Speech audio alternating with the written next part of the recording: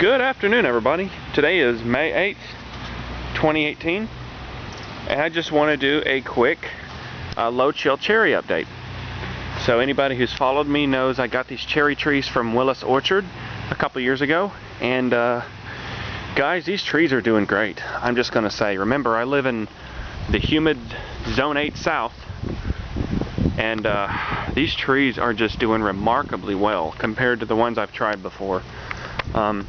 The only cherry that's not doing well is the high chill one, the Montmorency, to be expected. But I mean, even it's coming out. It's leafing a little bit.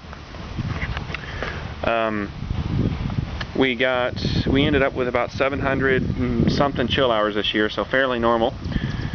So let me just show you what's going on here. This is the coral champagne on the end, and the caliper on it's really starting to thicken up good. It's about a 1 inch plus caliper, and it didn't blossom either, but it is coming on out pretty good.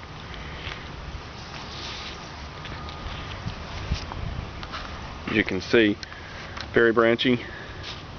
It's about 6 foot tall now, actually. So this one here is North Star, the dwarf, and it has a few cherries on it actually. So I was kind of impressed. Here's a couple cherries it has on it. So that's nice. It has a few more somewhere else. Where's some more cherries on this thing? Oh, I can't hardly see any. Anyways, this tree is doing well too. Oh, here's another one. Right there. You can barely see it. Anyways, that's North Star. This is the tart cherry again. Growing very nicely. So you can see some of these yellow cherries that didn't set. So, you know, but the rest of them did. Bloomed very well. This is Montmorency.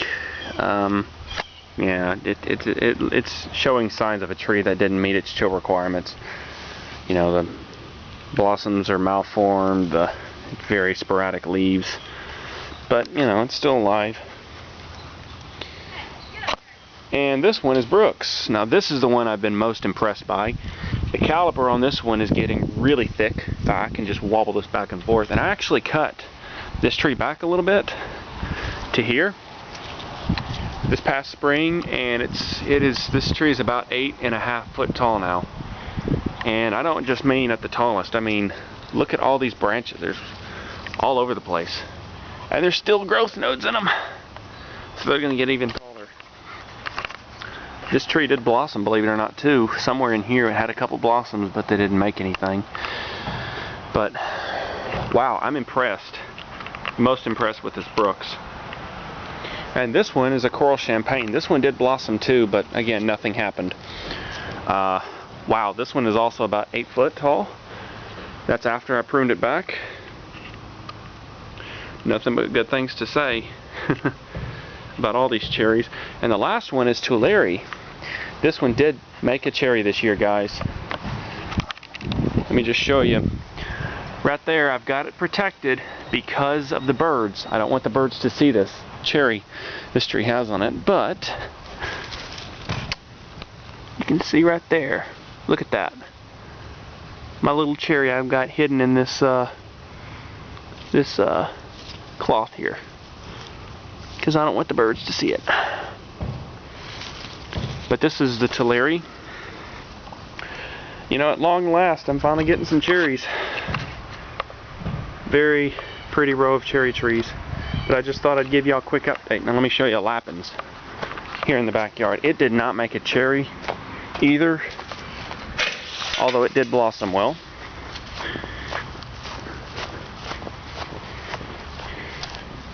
And it's growing pretty substantially too. So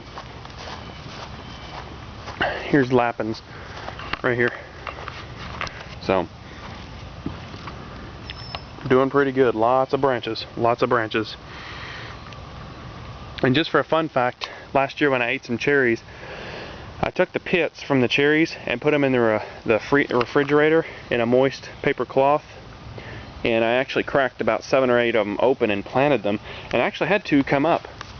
So just for a little bitty fun experiment, this is a cherry seedling right here. This is not a sucker, this is a seedling. I planted it, and there's another one in this pot. another cherry seedling. So, cherries are doing pretty good. Thanks for watching.